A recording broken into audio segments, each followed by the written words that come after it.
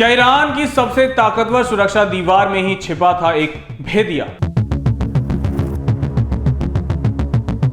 क्या supreme leader Ayatollah Ali Khamenei की हर गतिविधि की खबर बाहर जा रही थी? दुनिया उस वक्त सन्न रह गई जब खबर आई कि ईरान के सर्वोच्च नेता अयातुल्ला अली खामेनेई एक अमेरिकी इजरायली एयर स्ट्राइक में मारे गए। लेकिन इस मौत से भी ज्यादा चौंकाने वाली हैं वो थ्योरीज जो इस हमले के पीछे की कहानी बयां कर रही। आखिर मोसाद को खामेनेई की सटीक लोकेशन कैसे मिली? क्या ये कोई हाईटेक जासूसी थी या ईरान के सबसे भरोसेमंद कमांडर ने ही गद्दारी की थी? ईरान के supreme leader Ayatollah Ali Khamenei US Israeli air strike में मारे गए। रिपोर्ट्स बताती हैं कि ये इजरायली इंटेलिजेंस एजेंसी मोसाद थी जिसने हमले के लिए खामेनेई की लोकेशन का पता लगाया था। अब इस बारे में अजीब थ्योरीज चल रही हैं कि मोसाद को ईरानी लीडर की लोकेशन कैसे मिली होगी, खामेनेई को ठीक कैसे ट्रैक किया गया। इस बारे में वेरीफाइड जानकारी की कमी ने कई थ्योरीज को जन्म दिया है। कुछ अजीब हैं और कुछ अब वेरीफाइड हो चुकी हैं। डेंटल ट्रैकिंग डिवाइस लगाने से लेकर खामेनेई के करीबी लोगों में एक भेदिए होने और ट्रैफिक कैमरों को हैक करने तक कई थ्योरीज चल रही हैं।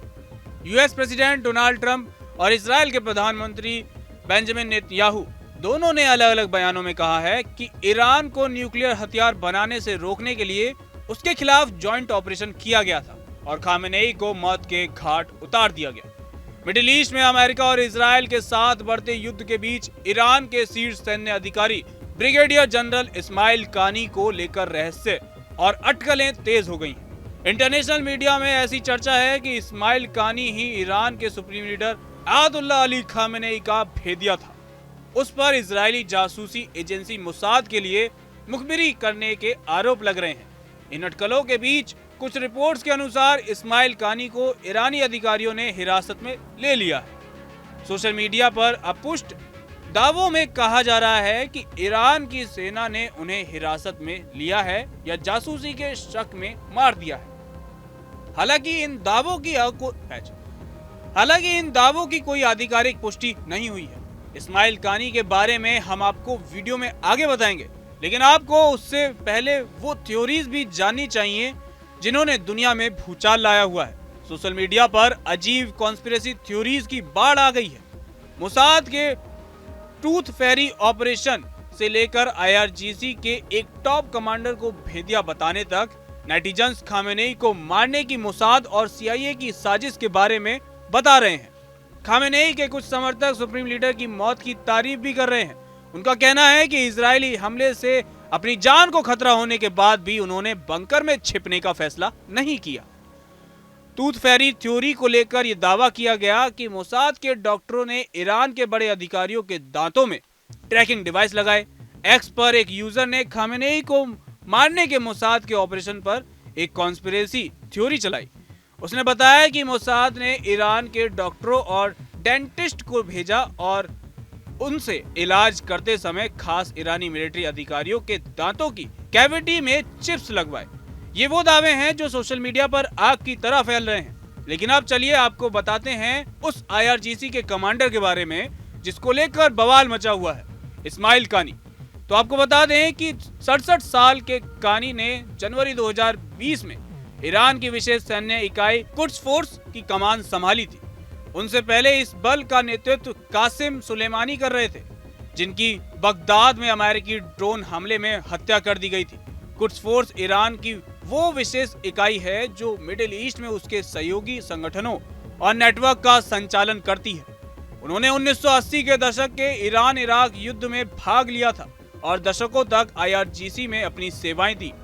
इस्माइल कानी के कार्यकाल के दौरान ईरान के सहयोगी नेटवर्क को कई बड़े झटके लगे हैं। हाल के सालों में कई प्रमुख नेताओं की हत्या हो चुकी है, जिनमें हिजबुल्लाह प्रमुख Hassan Nasrallah, Hamas chief Ismail Haniyeh और हाल ही में ईरान के सर्वोच्च नेता अयातुल्ला अली खामेनेई भी अमेरिका इजराइल के संयुक्त हमले में मारे गए हैं।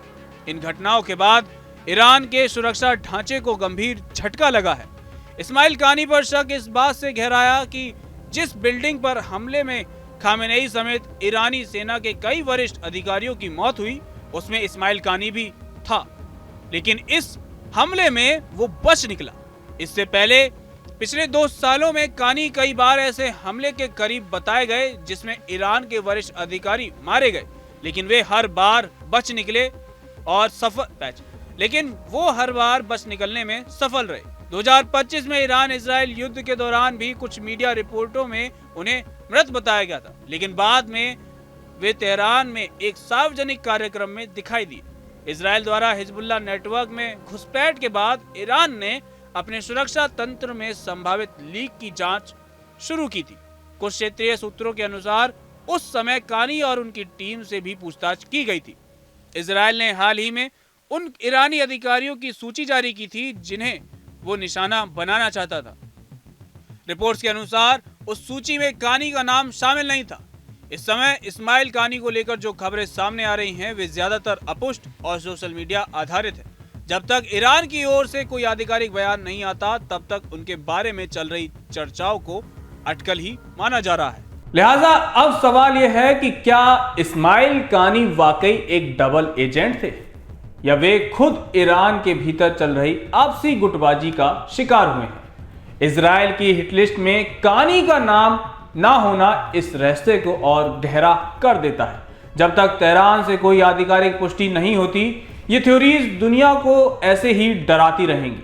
लेकिन अगर ये दावे सच हैं तो सवाल और भी बड़ा है कि क्या ईरान की सबसे सुरक्षित माने जाने वाली इस्लामिक रिवॉल्यूशनरी गार्ड कॉर्प्स के अंदर ही कोई ऐसा शख्स मौजूद है जो दुश्मनों तक सीक्रेट पहुंचा रहा है। क्या वाकई इस्माइल कानी पर शक सही है या फिर ये सिर्फ जियोपॉलिटिक्स की एक नई कहानी है?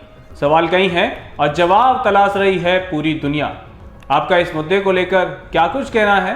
अपनी राय हमें कमेंट सेक्शन में जरूर बताएं। कैमरे के पीछे मेरे सहयोगी वाहिद है। मेरा नाम तरुण है। जनतंत्र टीवी पर खबरों का सिलसिला यूं ही जारी रहेगा।